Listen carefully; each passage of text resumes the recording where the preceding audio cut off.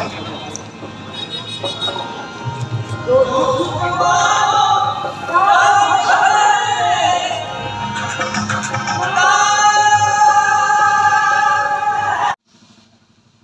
राम प्यारा बारो दोस्तों, स्वागत है आप सबको नए ब्लॉग के साथ।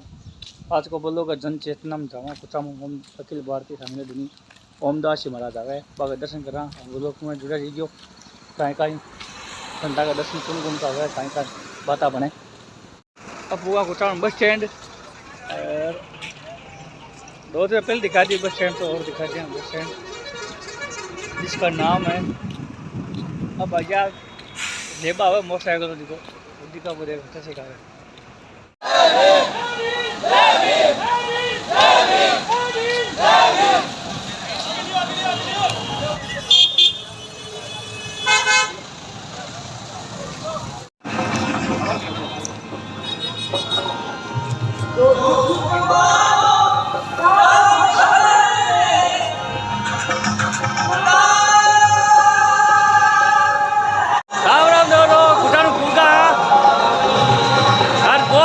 प्रोग्राम है। काफी लोग इंडियन आइडल सवाई बाट भजन गा रहे हैं। देख लो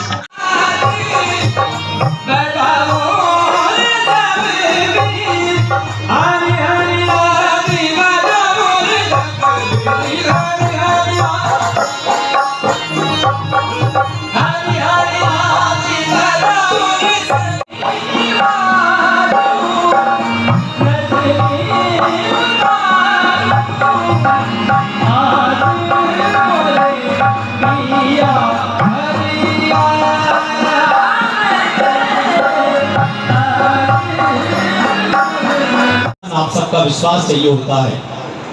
ये जो जन चेतना संदेश समारोह है, ये बड़े लक्ष्यों के साथ में प्रारंभ किए गए हैं। इन समारोह की जो मूल में है वो इस पूरे धरती के चिंतन की जो दिशा बदली है, धारा बदली है।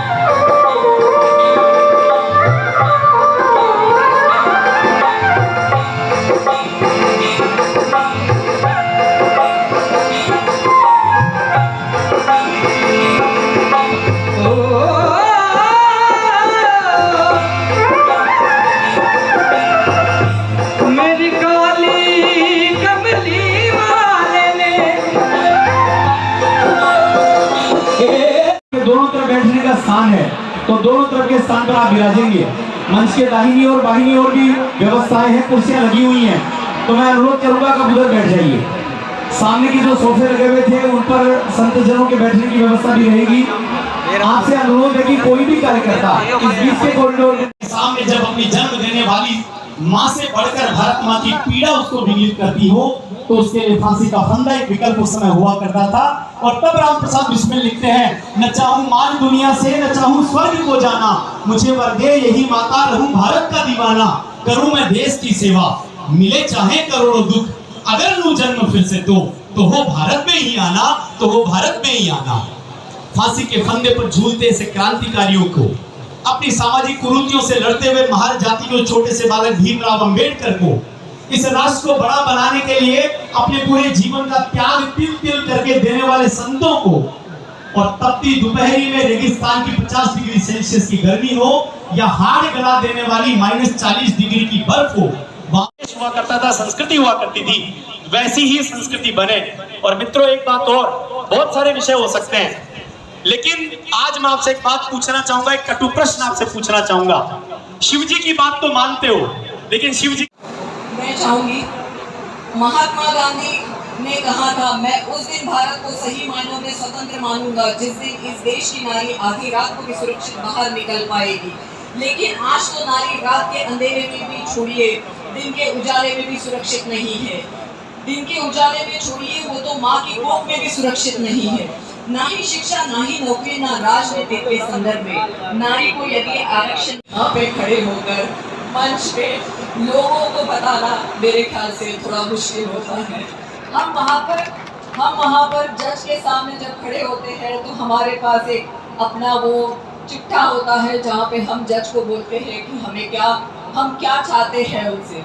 बट यहाँ पे मेरे ख्याल से आप मेरे लिए आज जज हो। जो चीज़ें मैं आपसे मांगती हूँ, मैं उम्मीद करती हूँ कि आप लोग इस बात से मुझे मायूस नहीं करेंगे। आज हम लोग सब मिलके यहाँ पर एक निर्णय लेते हैं कि जो माताएं हैं, जो यहाँ की जो बहनें हैं, जो लड़कियाँ हैं, जो आगे अपना पढ़ना चाहती हैं, आप उनको सपोर्ट करिए। मेरे पिता ने मुझे बहुत सपोर्ट करा है। मुझे आज भी याद है, मैं जहाँ रहती थी, मैं वहाँ से कहीं और दूसरे शहर में पढ़ती थी, और लोग बोलते थे पापा को कि क्या आपने दोनों बेटों को अपने पास रखा है और बेटी को उतने दूर रखा है पढ़ने के लिए। कल जब समाज में आपकी नाक कट जाएगी तब आपको लगेगा कि कहाँ बेटे को, क्यों वहाँ पे बेटे से अच्छा, मतलब बेटी को नहीं बेटे को पढ़ाना चाहिए था आपने। मेरे फादर हमेशा इस बात को मानते थे कि मैंने अपनी बेटी को कभी भी बेटा करके नहीं संभाला है। इस बात के लिए मैं अपने फादर के लिए मैं बहुत गौरव महसूस करती हूँ, क्योंकि मेरे पापा ने कभी मुझे नहीं कहा है कि बेटा तुम मेरे लिए एक लड़का हो। मेरे पापा ने हमेशा मुझे कहा है, बेटा तुम मेरे लिए मेरी अपनी एक बेटी हो जिसमें वो सारी ताकत है कि वो चाहे तो कुछ भी हासिल कर सकती है। जब मैं छोटी थी, पापा चाहते थे कि मैं कार सीखूं, क्योंकि मैं एक लड़की हूँ। रास्ते में अगर मुझे कोई तकलीफ आए, न तो वोट देने को अधिकार हो, न नौकरी में अधिकार हो, काल तक है। 60 साल पुरानी बात तो बोलूं मैं, काल तक है भाई, तक गई कदे सोची को नहीं। असली जको षड्यंत्र है, असली जको नाटक हो, असली जको देश ने और धर्म ने तोड़ने की बात थी, और असली छुआछूत की ही बाकी कौन समझ मारी। भारत के देश में एक टुकड़ो कश्मीर जगह में वोट देने को अधिकार को नहीं, वोट देने को अधिकार, लेकिन आपने समझ में को नहीं आई। आपने समझ में तो वो आई कि बापू जी ने मंदिर में घुस पड़ दिया, बस समझ में आई की बात है ही नहीं, लेकिन बस समझ में को नहीं आई। न नौकरी में अधिकार, न वोट में अधिकार, न मान में अधिकार, न सम्मान में अधिकार। बात कौन समझे आप? बस सम्मान ताकत हुई। सुनियो ध्यान लगाकर, मैं जगह 70 साल आजादी के बाद में भी जगह सम्मान नहीं मिला। मैं सम्मान कद मिला, जब भारत का सनातनी चारू वर्ण एक जगह हुआ, एक चौकी पर बैठा, एक झंडा के नीचे बैठा, तो वो सम्मान भी मिलो। बड़े कश्मीर में वो भी मिलो, आज मैं वोट दे सके, मन आरक्षण भी मिले। समझने की आवश्यकता है। अब ये बात करे जनाब वो साधु को नहीं, और ये बात करे जनाब बिड़खड़े की बात आवे, बात तो असली आई है जोड़ने की। मेरे सनातन ने, मेरे धर्म ने, मेरी भारतीय विचारधारा ने कभी भी छुआछूत को स्वीकार नहीं किया था, कभी भी छुआछूत को स्वीकार नहीं किया था। ये था तो सिर्फ और सिर्फ षड्यंत्र था, सिर्फ और सिर्फ राजनीति थी, सिर्फ और सिर्फ जातियों के बंटवारे में तोड़ने का कारण था। यदि तो देश का टुकड़ा हुआ, एक नहीं अनेकों उदाहरण। और सुनो अगली बात, एक तारा जगह बोले ने, मैं यहाँ तारा असली सीते विदेशी, मैं सिक्कर में भी बोली यह बात, और अठे भी कुचामण की धरती मीराबाई मेवाड़ी की धरती पर चैलेंज से दावे से बोलूं थारे सबके सामने जगह पे तथाकथित एक तड़ा और बिगाड़ने को जगह काम करने को बोले है पर पूछो बाबा साहब और संविधान की तस्वीर रख कर कद्य भी देता रहे धार्मिक स्थान में बाकी पुण्य समृद्धि में कोई कार्यक्रम करो के मैं करो मैं अहंकार नहीं स्वाभिमान और गौरव एक तरफ सनातन की मूल प्रति एक तरफ संविधान की मूल प्रति एक तरफ हमारे पूज्यों की तस्वीर एक तरफ हमारे बाबा साहब की तस्वीर और धार्मिक स्थल पे विराजमान करके उनकी पुण्य स्मृति में कार्यक्रम किया जाता है।